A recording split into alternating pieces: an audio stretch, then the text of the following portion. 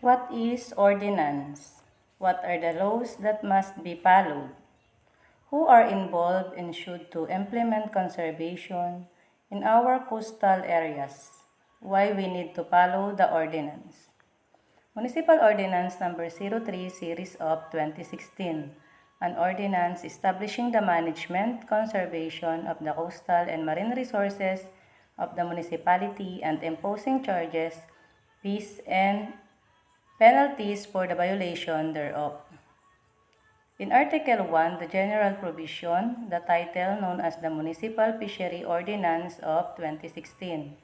The scope of application shall govern the management, conservation, utilization, and protection of the municipal waters of Casiguran, Aurora.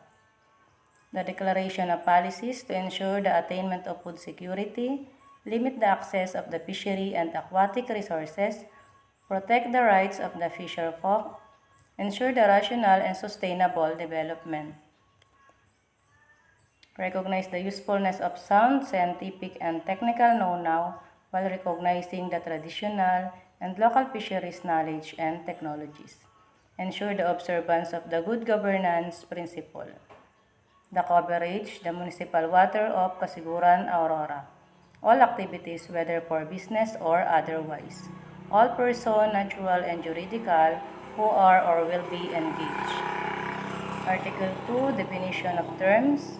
Aquaculture, fishery operation involving all forms of raising and culturing fish and other fishery species in fresh, brackish, and marine areas. Biodiversity, encompasses all species of plants, animals, and microorganisms and ecosystem processes of which they are part. Brackish water, the body of water with lower salinity that of the sea or ocean, normally this area where fresh and seawater meets.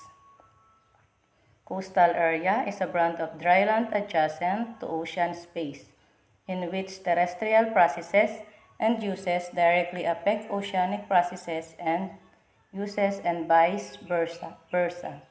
It is a geographic extent which may include areas within landmark limit of 1 kilometer from the shoreline at high tide and other areas with seaweed limit of 200 meters. Commercial fishing, taking the fishery species by passive or active gear for trade, business, or profit beyond subsistence or sports fishing. Commercial scale, a scheme of producing a minimum harvest per hectare per year of milkfish or other species, including those raised in pens, cages, and tanks to be determined by the department in consultation with the concerned sector. Habitual offender refers to person found violating the ordinance for more than 2 times. Superlight, also called magic light. Using halogen or metal halide bulb, the source of energy comes from the generator, battery, dynamo coupled with the main engine.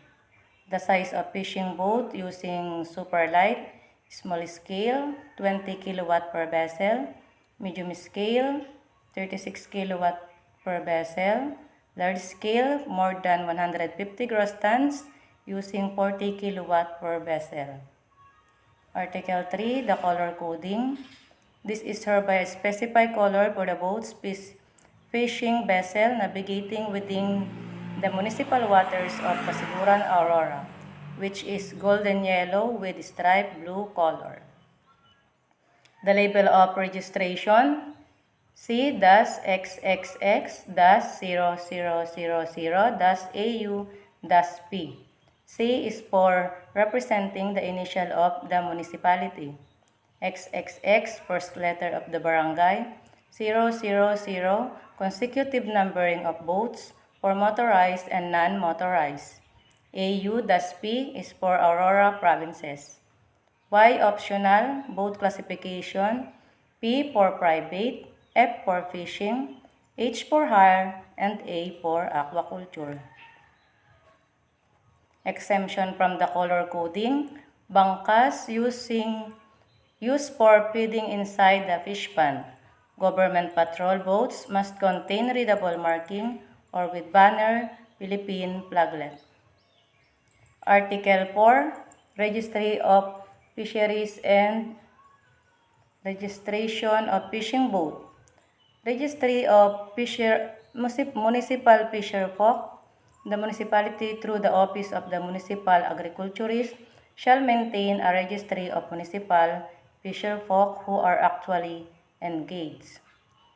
The Registry of Fishing Boat shall likewise maintain a registry by type of gear and the engine horsepower. And Article 5, fees for the registration of fisher folk and registration of fishing boat. Fees for fisher folk shall be collected payment for the registration of fisher folk with the amount of 50 pesos. The validity of the ID shall be good up the renewable thereafter every 3 years. Fees for fishing boat shall be collected the annual registration fees from the owner of its fishing boat or motor boats of 3 gross tons and less operating within this municipality. Article 6, the permit and license. No person, partnership, cooperative, association, and organization shall be allowed to undertake any kind of fishery activities in the municipal water, including coastal areas, and permit for fishing gear and accessories. Article 7, Zoning. The zoning of the coastal and marine areas of the municipal waters of Casiguran consistent with the Municipal Fisheries Code, land use and watershed plans.